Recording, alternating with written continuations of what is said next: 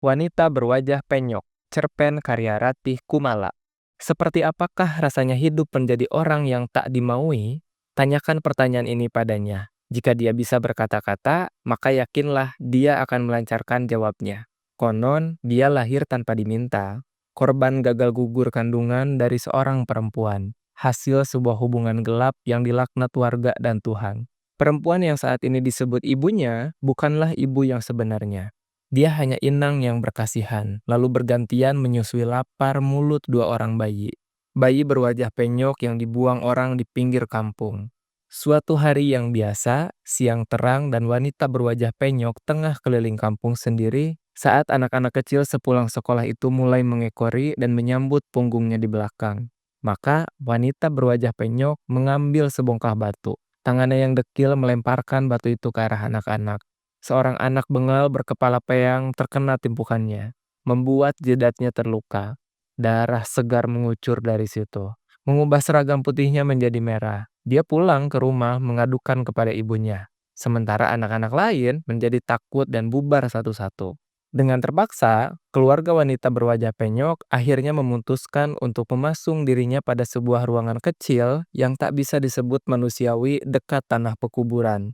Sejak saat itu, wanita berwajah penyok tinggal di dalamnya. Bulan berganti tahun, tanpa tahu itu malam atau siang.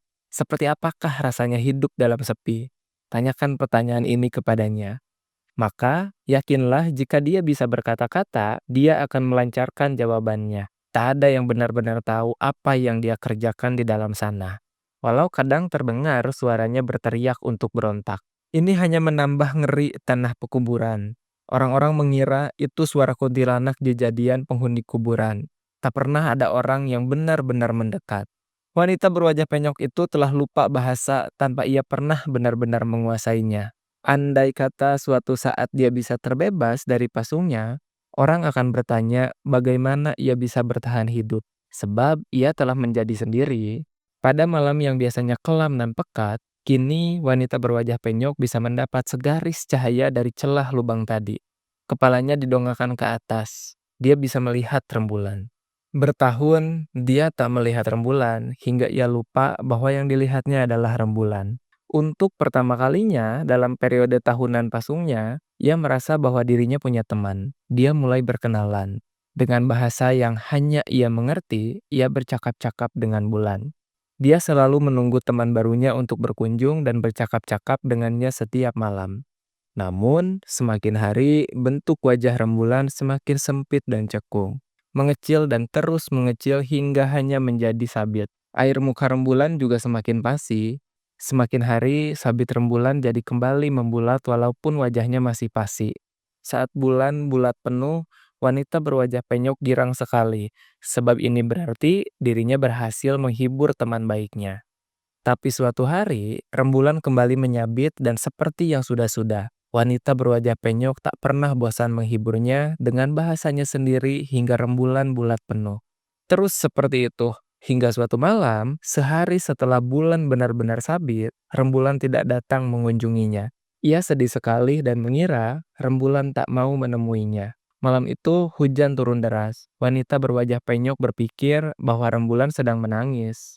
Maka dia ikut menangis pula. Kesedihan mendalam sahabatnya dan sekali lagi, dengan bahasa yang hanya bisa dia mengerti, dirinya berusaha membujuk bulan dan menghiburnya. Dia tak pernah bosan, tetapi langit tetap hujan dan rembulan terus menangis. Tetesan air masuk dari celah atap ruang pasung yang menjadi bocor, menimpa kepala wanita berwajah penyok dan membuat dirinya kebasahan. Lelah, wanita berwajah penyok tertidur. Ia menggigil hebat tanpa ada orang yang tahu keadaannya. Paginya, ia terbangun oleh segaris sinar yang masuk dari celah atap. Sinar kecil itu jatuh ke kubangan air yang menggenang. Dirasakannya tubuhnya demam. Tetapi, begitu dia terbangun, yang diingatnya hanyalah rembulan. Siang telah menjelang. Ini berarti rembulan telah pulang ke rumahnya setelah semalaman bersembunyi di balik awan sambil menangis. Ia menyesal tak bisa melihat wajah rembulan malam tadi. Didekatinya genangan air tadi, genangan yang tak jernih, ia berwarna coklat karena bercampur debu. Sebuah bayangan ada di sana. Ia tersenyum dan menemukan wajah rembulan di sana. Lalu dia tertidur tanpa merasa perlu bangun lagi, sebab bersama sahabat di dekatnya.